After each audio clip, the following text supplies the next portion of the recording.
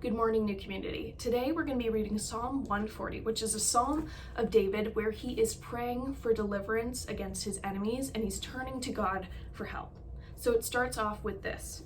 Rescue me, Lord, from evildoers. Protect me from the violent, who devise evil plans in their hearts and stir up war every day. They make their tongues as sharp as serpents. The poison of vipers is on their lips. So David is clearly dealing with an enemy or enemies here that he himself cannot or will not act against. So this could be Saul, because David had said before that he wouldn't bring violence against Saul.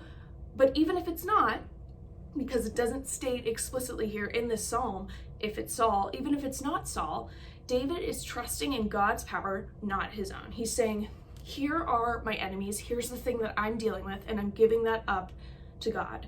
So David moves on from here in verses 4 and 5 for a prayer of preservation. So he says, keep me safe, Lord, from the hands of the wicked. Protect me from the violent who devise ways to trip my feet.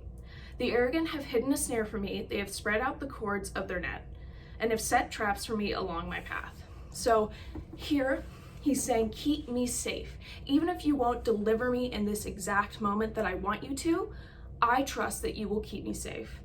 He prays that God will be over him as he deals with this enemy, regardless of what the outcome is. So after this, it moves on from verses 6 through 8, where he prays to God as a God of salvation. He's stating that God is his strength and God is ultimately sovereign over everything. So he says here, I say to the Lord, you are my God. Hear, Lord, my cry for mercy. Sovereign Lord, my strong deliverer, you shield my head in the day of battle. Do not grant the wicked their desires, Lord. Do not let their plans succeed. So God, sometimes in the Old Testament, would say to the Israelites, I will be your God and you will be my people. Here, David is sort of recognizing that, saying that God is his God, not just some God, but his personal God. So David knows this, and David knows that he is God's anointed, so he refers to God as his deliverer and trusts in his power and his sovereignty, and he places this prayer in God's hands. And it moves on here to verses 9 through 11 to a prayer for justice. It says here, those who surround me proudly rear their heads. May the mischief of their lips engulf them. May burning coals fall on them. May they be thrown into the fire, into miry pits, never to rise. May slanders not be established in the land. May disaster hunt down the violent.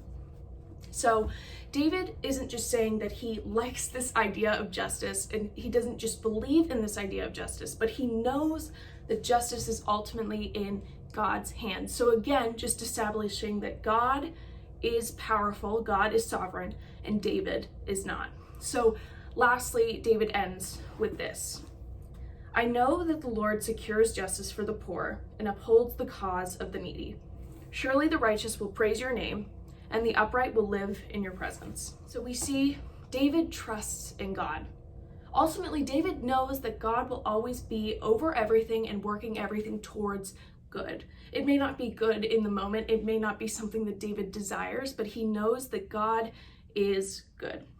So he starts with this prayer, but he ends with praise. So I want to ask you guys, how do you pray? Is it more just a, God, here's what I want, give it to me?